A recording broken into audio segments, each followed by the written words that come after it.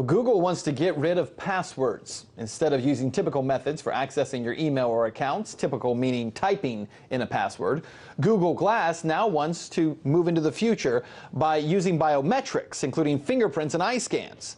Google has filed a patent for head-mounted displays that could scan a wearer's fingerprints, eyeballs, veins, and voice pattern, then use the data to access a website on a computer or a mobile device. And all of this could be in place by 2015. To discuss this, I was joined earlier by Derek Khanna, a fellow at Yale Law School. I started by asking him if biometrics would really make accounts safer. Potentially. Most individuals have passwords that are relatively guessable. It doesn't take a computer long to potentially predict your password. When you're dealing with details about your fingerprint or your retina or other such private details, it's almost impossible for a computer to guess it. So there is a legal issue here, though.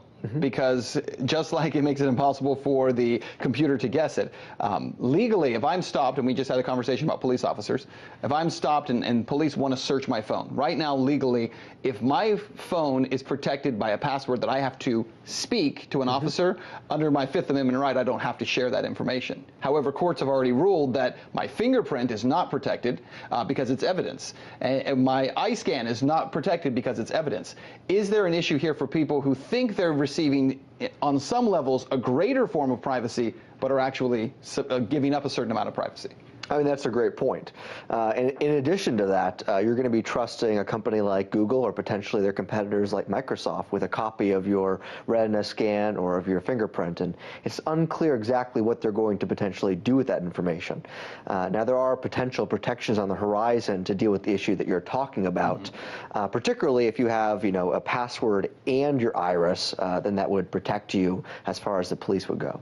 Large-scale hacks. So we're not talking about the person who's hacking my email and sending out a message from Ben Swan and somebody clicks on spam. But the large-scale hacks where you have major companies that are being hacked. Sony just had this massive hack where a huge data dump took place afterwards. The issue there, so you've got, as you were talking about, the eye scans, you have the fingerprints, and they're all sitting in the database someplace. A large-scale hack, what can be done with that information if a large hack takes place? Well, that's the real concerning part here, which is that on average, the average consumer at some point in their lives will have their password compromised in some large hack, and maybe they'll get an email to replace their password. But you can't replace your iris, and you can't replace your fingerprint. And so that's the real issue here. Now, some of these technologies are better than others. If it's looking at your overall behavior, how you're interacting with the technology, then that's less likely to be impersonated against.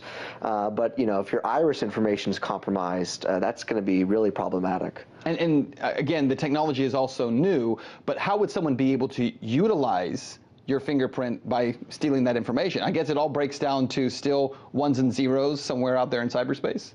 Yes, I mean, it depends exactly what Google's going to do with it. What we're dealing with now is Google filed a patent that Google Glass would be able to use your personal biometric information. It's unclear exactly what their technology would allow for. And so that's the real question here. It's unlikely that they're going to keep a real fingerprint in the cloud. That'd be pretty stupid. But it's definitely concerning. It would be pretty stupid to keep the fingerprint in the cloud. And yet we've seen so many of these kind of big moves that people say, well, that makes no sense at all. And to that point, you had the 4chan release of information and celebrities and their naked photos. And so somebody would have said it's pretty stupid to keep naked pictures of yourself in the cloud as well. So that's, it seems like that seems to be the response every time we get one of these major hacks. Finally, I'd ask you, we're almost out of time, but what do you recommend people do right now if they don't utilize this kind of information to still keep their passwords safe and to stay protected? Sure. You're going to want a password that's relatively long. I mean, the rule of thumb is the longer your password is, the harder it is to hack, and you want some letters and some numbers in there. The second thing is stuff that you put on the cloud that's extremely important. So, for example, I would advise against putting naked pictures on the cloud, but if you have to put naked pictures or similar type of information, you can encrypt that information, making it much more difficult for hackers to compromise it. So difficult passwords and encrypt your important information. All right. Derek Khanna, a fellow at Yale Law School, thank you very much. Thanks for having me on.